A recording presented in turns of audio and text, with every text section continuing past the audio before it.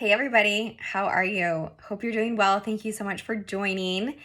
I am talking a lot with my clients this past week about navigating the holiday week. So we have Thanksgiving coming up, and I just really appreciate and value what I'm able to do with others that is so different from dieting.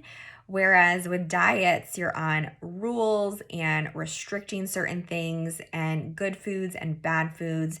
And what I'm able to do with my clients is really talk through their individual circumstances, what they really value from experiences and events and occasions, and how we can apply these things to their life in a way that makes sense for them without feeling deprived and still feeling their best, which is the goal, right? We don't want to feel awful after a holiday week or, letting one choice make us feel like we're an awful person. And then the next choice is what really is making us not feel good. And then we're like, screw it, I'm just going to have whatever I want. I messed up my diet. And that mentality is really harmful, not only for our mental health, but our relationship with food. So I love to break free from that cycle and show people that you're able to really prioritize what's important to you while still feeling your best without feeling restricted. So my first tip is that exactly what do you value most from the experience, the event, or the occasion? A lot of times there is an abundance of delicious, amazing foods, but we don't have to always have everything there that's available just because it's there. Really look at the options and identify like what you value most, what you enjoy, what you look forward to. Maybe the cheese and crackers for the appetizer you can have all the time and it's not really something you value. So you're going to skip it and focus on the things that you do and really appreciate those things. So maybe that you're looking forward to an amazing dessert that your grandmother makes or a side that your family member makes. And those are the things that you're really going to value and savor and enjoy. And then my next tip from there is focusing on eating with all of your senses, right? This is about an experience. And when we eat with all of our senses, we're much more satisfied from that meal and we're less likely to overeat or need that second serving or eat more than our body feels comfortable with because we're satisfied. When our food is presented and it looks delicious and it's plated so nice, that's satisfying. When you smell food that is delicious, that's satisfying. When you have an environment that is relaxing and enjoyable, and when you actually taste your food and enjoy it, that's satisfying. But when we're eating really fast and not tasting our food and trying to get it all in because we're never going to have these foods again, that's when we're more likely to overeat. So really focus on slowing down. Enjoy, especially those first 3 to 5 bites of very palatable foods, things that are very easy to overeat. Those are the most enjoyable bites. And I want you to try this. After those 3 to 5 bites, do you start not to taste the food or that have that heightened sense of enjoyment that you did with the first few bites?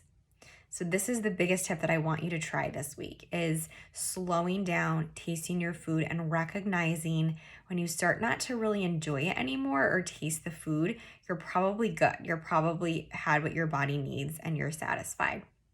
This is a new skill that can take time to practice and implement, but it can be really helpful in all different settings. And this can be applied with alcohol as well. So especially with things like wine that are really delicious, or I value that. The first sips are so amazing, right? That first glass. The second glass is good, but it's definitely not as enjoyable as those first few sips. And the third glass, I start to notice, I'm not tasting this anymore. That's when I know I need to slow down, I need to stop, and that's really helpful for me. So let me know if you have noticed this before or if this is something you're going to try and really pay attention to more in the upcoming week. And then knowing that a lot of the foods later in the day are going to be more maybe calorie dense or heavier options, higher in fat or carbs, try to really prioritize more nutrient dense foods earlier in the day and foods that are really just going to make you feel better and keep your blood sugar more stable. So having more fruit with your breakfast and a protein source and a whole grain is gonna keep you satisfied and blood sugar more stable in the latter part of the day, versus if you were to just have like a donut, that's going to be just carbs, blood sugar spikes, then it drops, you're hungry again, and then you're going to have this, heavier meal later in the day. You don't need to save calories. You don't need to restrict yourself. It's honestly more about adding more of those foods that keep you feeling satisfied and keeping you feeling your best. Because isn't that what you want? To enjoy the experience and not feel like you need to take a nap and miss half the day, right?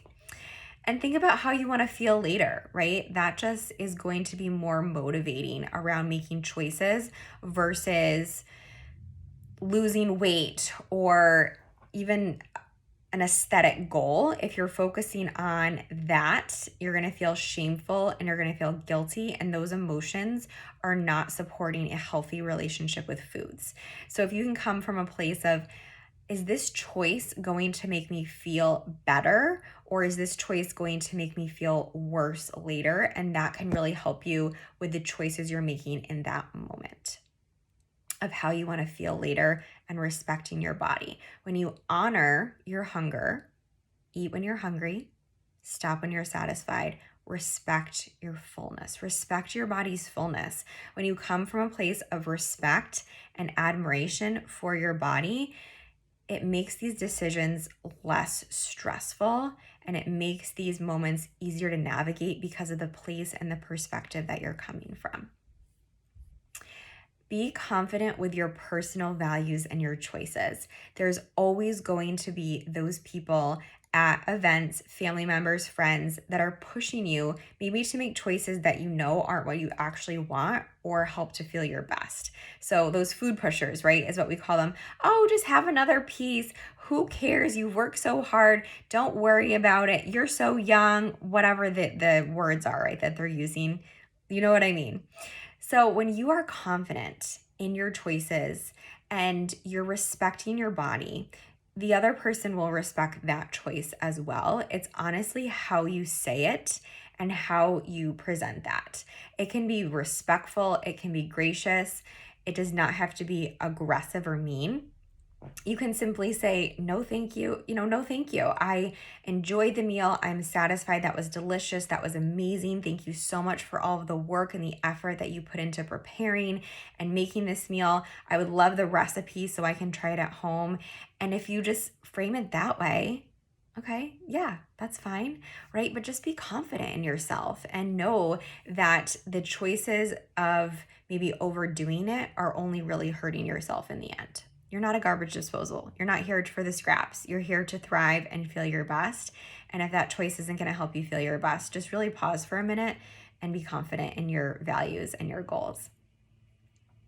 My last tip here is to utilize this gift of time for yourself. So maybe this coming week, you have more time that you can do things for yourself that you don't often have time to do on busy weekdays.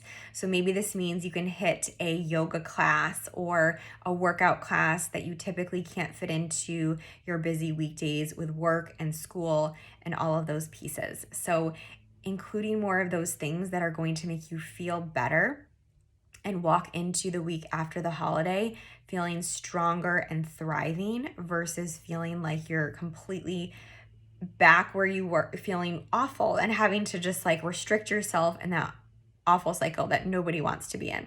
So these are the things that you can do to support yourself during the week, and use this gift of time to implement things that help you feel your best that you don't always have time to do on busy weekdays.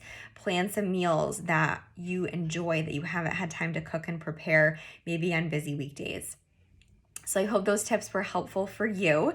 And let me know one thing that you're going to practice and apply this coming week that I shared with you here. I always love hearing from you and supporting you and helping you have a confident relationship with food, yourself, and reaching your goals in a sustainable way. Let me know if I can do anything for you. Have a wonderful Thanksgiving. Talk to you soon.